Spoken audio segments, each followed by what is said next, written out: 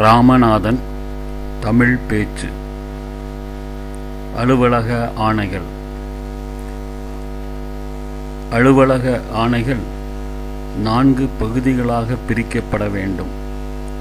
நிலை ஆணைகள், நடப்பு ஆணைகள், வேலை பகிர்வு ஆணைகள் பலதரப்பட்டவை. இவை குறிப்பு கோப்புடன் பராமரிக்கப்பட வேண்டும்.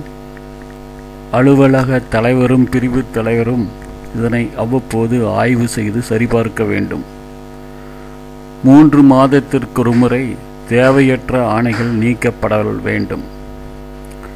பிரிவு தலைவர் அல்லது சம்பந்தப்பட்ட இருக்கை பொறுப்பாளர் அலுவலக தலைவரின் சரிபார்த்தலுக்கு பிற பதிவேடுகளுடன் இதனை சமர்ப்பிக்க வேண்டும்.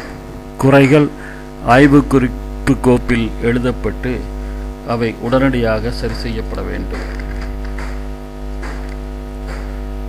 வேலை பகிர்வு ஆணை ஒவ்வொரு இருக்கைக்கான வேலைகளை நிர்ணயித்து வெளியிடப்படல் வேண்டும்.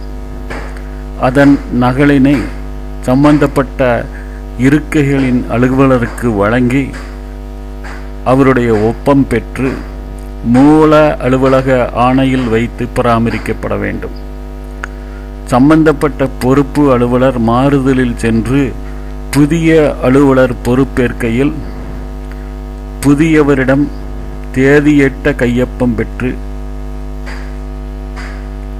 அலுவலக ஆணையின் நகலினை வழங்கி அந்த கையொப்பம் பெறப்பட்டவற்றை மூல அலுவலக ஆணையில் வைத்து பராமரிக்க வேண்டும்.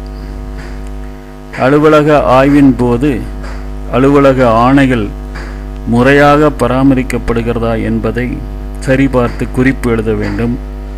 குறைகள் எழுதப்பட்டால் அவை உடனடியாக நிவர்த்தி செய்யப்பட வேண்டும்.